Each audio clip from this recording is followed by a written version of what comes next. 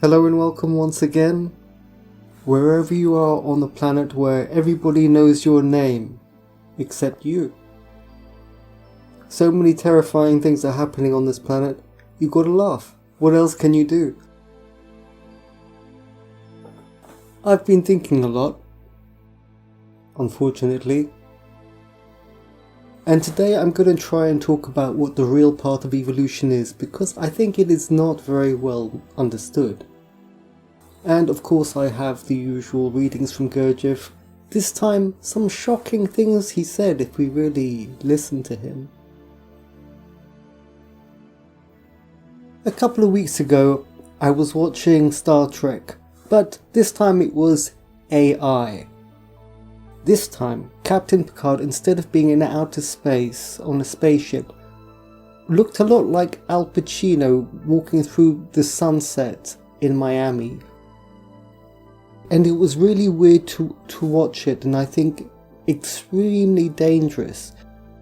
And the reason is this: his facial expressions looked really strange to me. There was something really wrong about this AI footage that had been made. Because actually, when you're with somebody, you are experiencing many different things through their face, through their manifestation.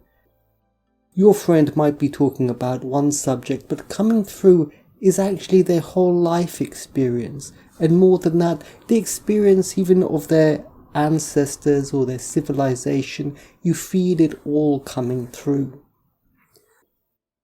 But AI stuff is not like that. It doesn't understand that. It's crudely stapling together different facial expressions. And this is extremely damaging to experience, because the fact is, when you are with nature or with real people, real things are happening. There is the flow of real life that we all need. It is a kind of sunlight.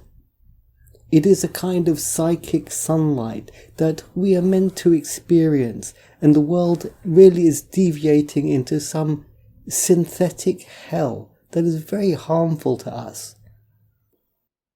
It is as if this world is just trying to remove everything that is normal. Now it wants to remove even people, and raise a generation of children who have not even been watching actors, but been watching synthetic robotic expressions. My God, how crazy can it be? And no doubt this comes from an America that is undergoing a lot of difficulties, but still this is not right. A quick reading from Mr. Gurdjieff. During one conversation with G in our group, which was beginning to become permanent, I asked, why, if ancient knowledge has been preserved, and if, speaking in general, there exists a knowledge distinct from our science and philosophy, or even surpassing it, is it so carefully concealed? Why is it not made common property? Why are the men who possess this knowledge unwilling to let it pass into the general circulation of life for the sake of a better, more successful struggle against deceit, evil and ignorance? There are two answers to that. In the first place, this knowledge is not concealed.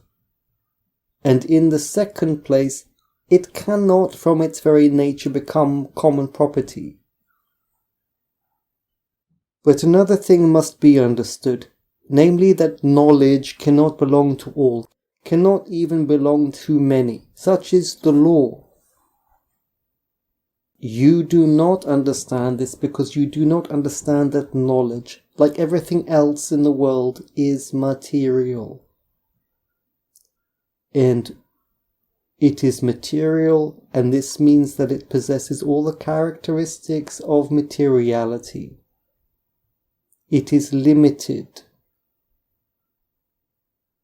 And the quantity of knowledge in a given place and under given conditions is limited. Even the sand of the desert and the water of the sea is a definite and unchangeable quantity. Rereading this last week, I found it completely shocking. Why is it then? Last week, Ouspensky was saying that his group had found it impossible to interest their friends in Gurdjieff's ideas. The friends of that group started to look at them very strangely, as if they were completely mad, as if they were talking gobbledygook. It seemed impossible to actually communicate these higher ideas to the ordinary public. Why is that? This week I happened to be talking to a rather eminent teacher of Eastern traditions, and I spoke to him about some of these ideas that he had not experienced, and he reacted very badly, as if there was no flexibility in his mind. And the truth is that most people have a position in society that is inflexible. They know one thing, they may know it very well, they may be the world experts on it, but they are inflexible. And most of the world is like that. It is a very thin veil of people who have expanded to form our society. And that inflexibility is what Gurdjieff referred to as their machine-like functioning. They can only do one thing. In previous eras, there were people like the Renaissance men, who were multidisciplinary, whose personal power, through arduous efforts, had reached a level where it had become universal. They were brave men, and the universality of their own knowledge spilled over into different specialities. And these people were very important in society. They were like the people who used to cross the aisle in America from the left to the right, of whom there are very few today.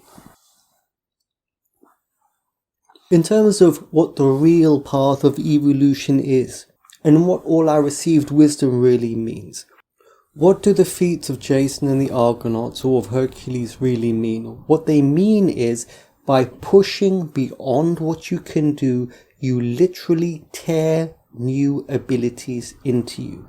And the path of evolution is the path of evolution, meaning of doing more than you have done before.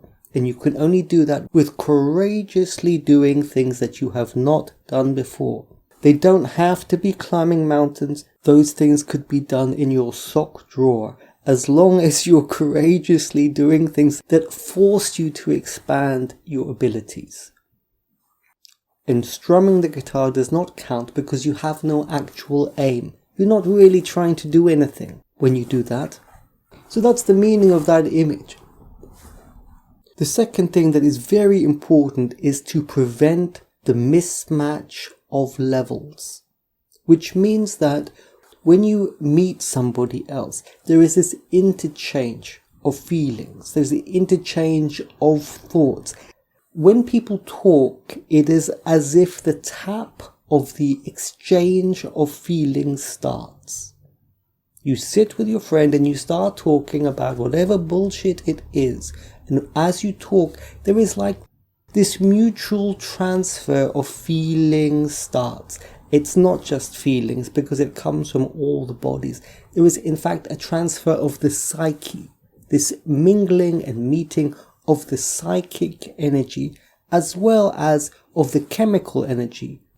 When you are next to somebody, there's actually a transfer of smells, you could call them, which is the chemicals that are released from the body.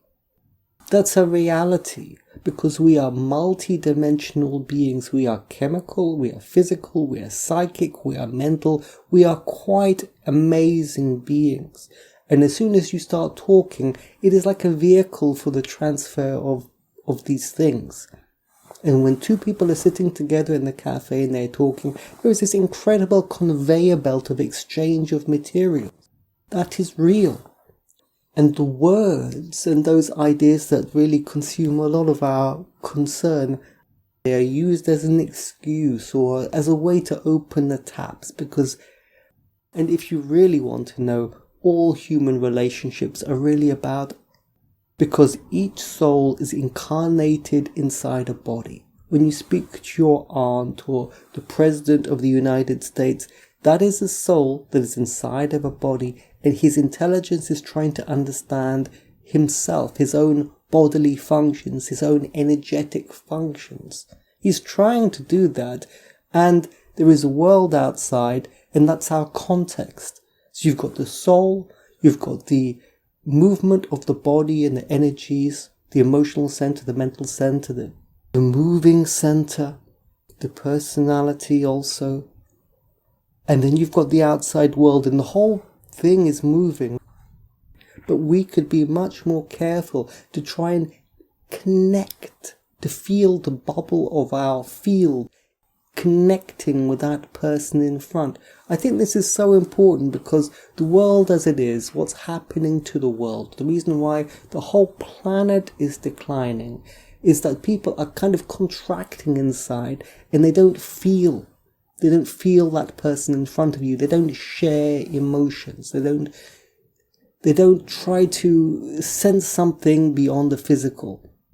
And you know, when you open a newspaper, all they talk about is the flesh, the physical body and bloody molecules, and bananas are high in potassium. They no longer talk about the real psychic transfer of life, which is more mythological. And actually, I was walking along a path in a forest the other day, and there was the carcass of a large tree just covered in this kind of glowing green moss. And there was this light of energy coming from the verdant green trees, flowing towards me. And I mentioned it to a friend of mine who promptly shut me up.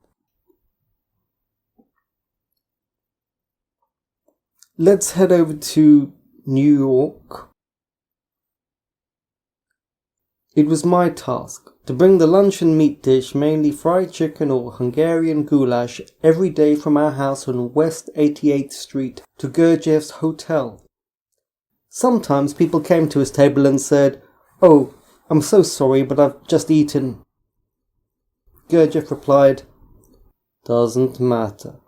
Come, sit, eat again. Stomach made of rubber." After every luncheon, a chapter from a draft of Ouspensky's In Search of the Miraculous was read. Madame Ouspensky had sent it to Gurdjieff with a question, should it be published? Gurdjieff praised it often. Very exact is. Good memory. Truth was so. Sometimes Gurdjieff was dissatisfied. Is too liquid, lost something. The same meal ritual was repeated at dinner. An Englishwoman from Mendham, with a restaurant in New York, supplied the required dinner. New people could be brought for the evening meal. Madame de Salzmann had the task to decide who should sit at Gurdjieff's table. Excuse the noise. You know, I'm always fitting in these recordings in between airplanes, builders, traffic, neighbours. It's a bit of a nightmare. Gurdjieff was always very attentive to his guests. He recognized which type they were by how they responded to the drinking of toasts and by which category of idiots they chose for themselves. Which idiot would they choose? Arch-idiot, zigzag idiot, doubting idiot, enlightened idiot, squirming idiot, super idiot? Gurdjieff himself was always the last idiot, unique idiot. As each idiot was toasted, it was described.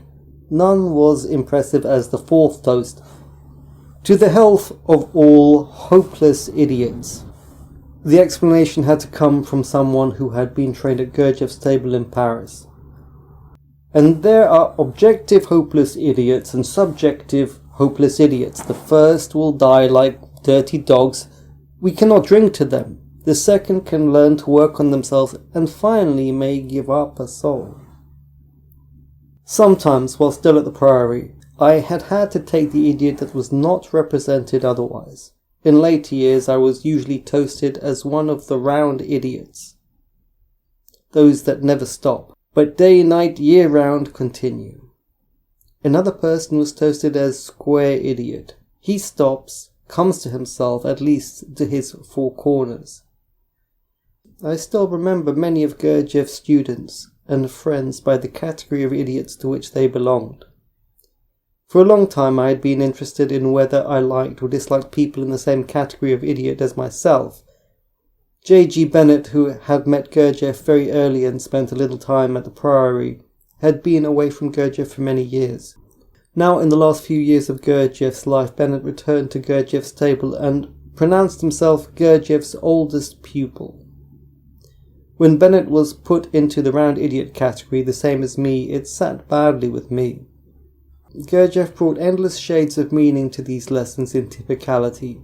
I had thought that compassionate idiots were all positive, but now Gurdjieff differentiated among several types of compassionate idiots. He described one type who was compassionate only when he knew that his fiancée's family was watching him. Only then would he give generously to the beggar who accosted him.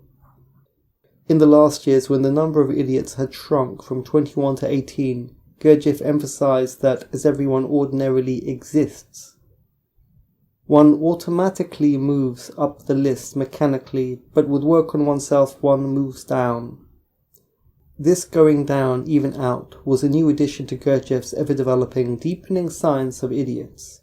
I heard him declare only one person is going out of idiocy, that was Madame de Salzmann. I dare say the great science of the idiots died with Gurdjieff. Over the years with Gurdjieff an understanding developed. Anything that was said or that happened to anyone at his table was for everyone present. Each one's faults, blindnesses and refusals were everyone's.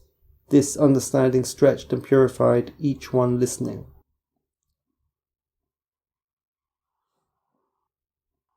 The way I understand the idiots is that they are structures in the false personality, and they are the way the false personality moves, which can be very different.